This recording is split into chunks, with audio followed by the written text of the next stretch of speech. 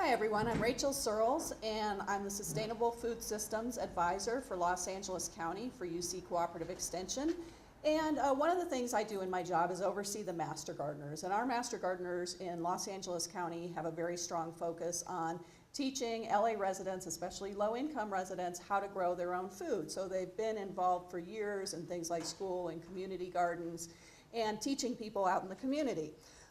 So this was not a new thematic area for us, but in 2008, when the economy really tanked, we started noticing so many more calls with basic vegetable gardening questions. People calling our Master Gardener helpline and saying, hey, I'm starting a garden, but I really don't know what I'm doing. And we thought, this is really interesting. And, sorry, wrong button.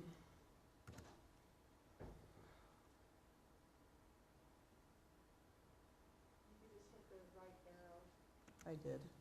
Okay. So come to find out, this is not really unique to Los Angeles, that there was a national trend at that time that I believe is continuing towards more edible vegetable gardening. The National Gardening Association did a national Gallup survey, and they found that just between 2008 and 2009, there was a 19% increase in the number of folks doing edible gardening. So we were seeing this trend that was actually coming to fruition around the country, and they found that 37% of households had gardens, and that 1 in 5 were actually new gardeners. So we wanted in LA to have a local response to this new interest in vegetable gardening. We wanted to help new gardeners learn the basics and really be successful. You know, gardening can be a big disappointment if you don't know what you're doing and you don't end up harvesting anything. So we wanted people to succeed. We wanted to mentor those new gardeners, and we wanted people to be able to get the training really easily in a location close to them. And it had to be inexpensive for both the participant and for cooperative extension, because as Rose was saying before, we're having budget issues. So this is not going to be sustainable for us unless it's something really cheap and easy to put on.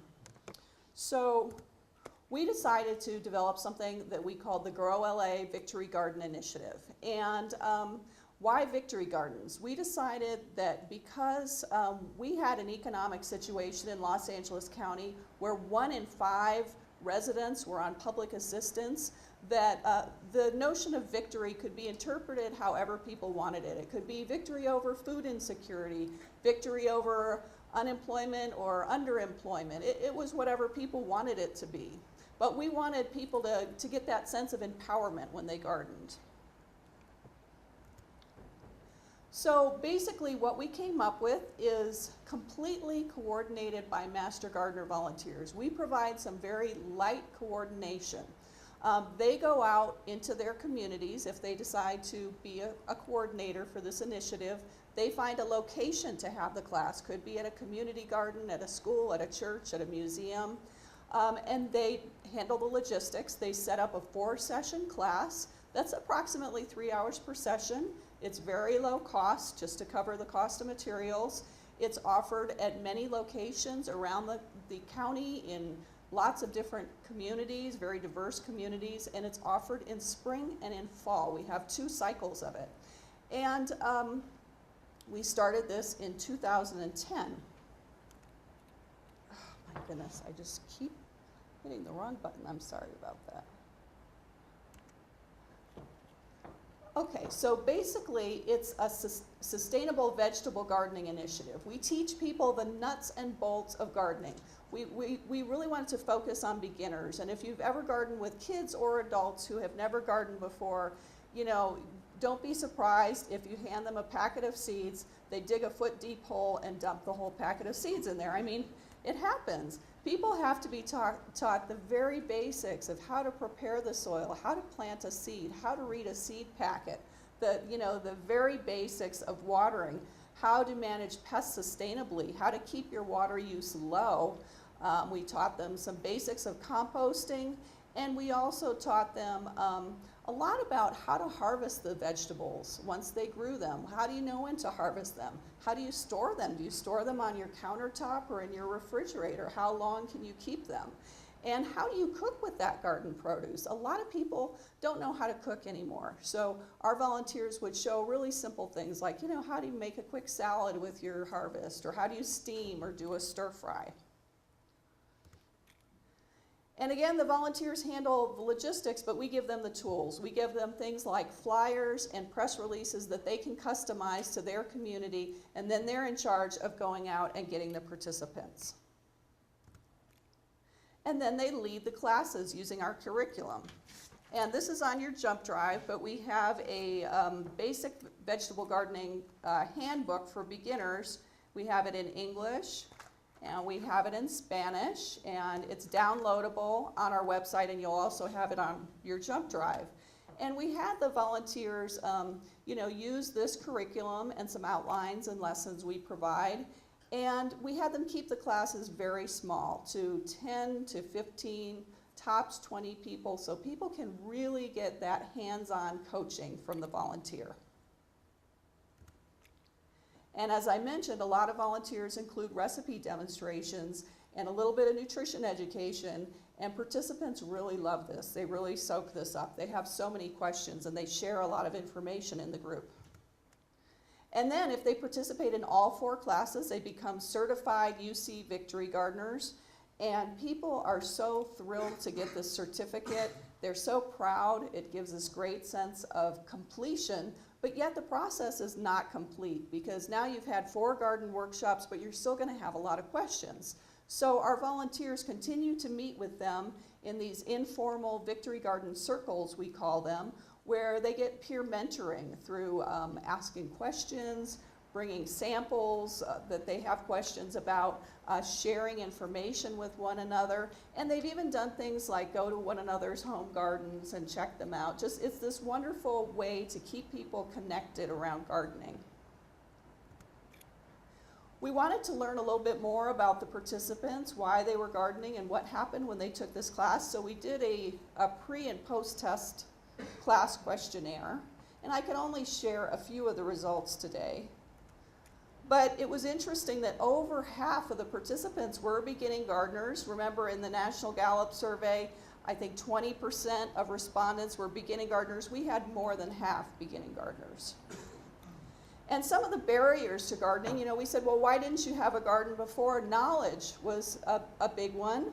They didn't know how to start a garden. They had a lot of questions. Space was another factor, because of course in the inner city in Los Angeles, a lot of people don't have a backyard. So we focus a lot in this program on container gardening, gardening on a balcony or patio, or how do you find out about your local community garden and join that. We asked them why they wanted to participate, and having a healthier diet was one of the main responses. Obviously, people could pick more than one, and people were also looking for a hobby, something that would be fun and relaxing and just bring some pleasure to their life. Also, almost half wanted to save money. So we were pleased that around the time the class started, about half of the participants said they currently were gardening, and by the end, almost 70% said they were currently gardening. So people actually started a garden while they participated. And their gardening knowledge improved. The green is people who had very little or no knowledge of gardening, and you can see that that reduced, and the number of people who had moderate or good knowledge of gardening increased significantly during the class, between the beginning and the end. And this statistic made me very happy. 89% said that participating in this class helped them make better choices for their family in terms of healthy eating. And there was an unanticipated benefit of the class that I had not foreseen, but it led to an interesting policy change. And if this man looks familiar to you, it's because he's, you might have seen him on the airplane yesterday. He's on the cover of Southwest magazines this month. Someone just told me he was in the Wall Street Journal yesterday. He's in a very famous TED Talk, and it all started with our Victory Garden program, because this man, Ron Finley, was tired of the food desert environment where he lived, and he went to our Victory Garden class, the very first cycle of it that was offered in his community. He learned from our master gardener, and then he went and planted a vegetable garden in the only land that was available to him. This is a parking strip. It's publicly owned out in front of his home, and these are all around the city of Los Angeles. And the resident is expected to care for them, so he thought, excellent, I'll grow vegetables, perfect. So he created this beautiful vegetable garden. He got his neighbors involved. People were harvesting vegetables and sharing them. And then, come to find out, it's actually against the law in Los Angeles, and he was told, take out your garden or you will get a $400 fine. So this sparked quite a movement in Los Angeles, and after quite a bit of effort by Ron Finley and others who are part of our local food policy council, the Los Angeles City Council is slowly inching its way towards permitting edibles on these parkways. And you know, this is a food desert community where there's no food, yet policy that's not keeping up with the times has restricted people's ability to grow food in the space they have available. So this situation brought a lot of attention to the issue, and I'm very excited that it came from our Victory Garden classes, because I think these little mini classes in the community have potential to do more of that. If we infuse that into the curriculum, you know, we can encourage people to look at the food environments in their community and think about how to change them. One thing that's really cool about this initiative is, I think I mentioned that I got a grant to start it. And so the first time we ran it, we gave the volunteers each a $1,000 stipend to do it, because I thought, okay, this is over and above the normal Master Gardener commitment. They had to plan everything, they had to teach everything, they had to collect all the data and enter it online for me for the survey. So I thought, great, we'll pay them this stipend, and then I'll try to continue raising that money in the future. Well, after we had done this for a year, our administration informed me that it was actually against policy to pay Master Gardeners for something they were doing in the course of their volunteer job. So I thought, okay, well, that's the end of that initiative, because now the volunteers are never going to want to do it. Wrong. That apparently was not the motivation for the volunteers. They were galvanized by this project, and we started out with 20 volunteers or so in 2010, and by 2012, the end of 2012, we had almost 60 volunteers participating. We had a big increase in the number of sites and the number of sessions, because some communities and some volunteers love it so much that they'll offer 2, 3, 4 sessions a year, sometimes in different languages.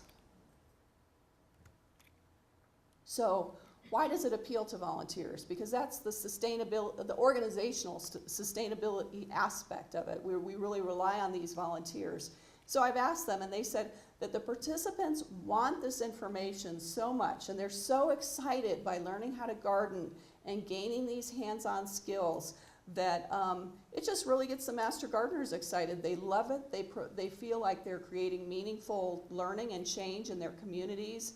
We give them a lot of flexibility. You know, we give them this curriculum and outlines, but we allow them to adapt to the needs and the interests of their particular group of participants. So that helps them feel creative and gives them ownership. And it also reinforces their own knowledge about gardening. You know, we put people through this 14 to 16 week class, and then they get this title, Master Gardener, but they all feel like, wow, I feel like now that I've had all this training, I feel like I don't know anything. I feel kind of, you know, weird about calling myself a Master Gardener, but this reinforces their learning, because in order to teach, you have to review and reinforce what you've already learned. So that's why I think our volunteers have really embraced this project. So I'd encourage all of you to start something similar in your communities. The volunteers love it, the community loves it. It's a wonderful way to infuse some learning about food and food access into local communities. Thank you.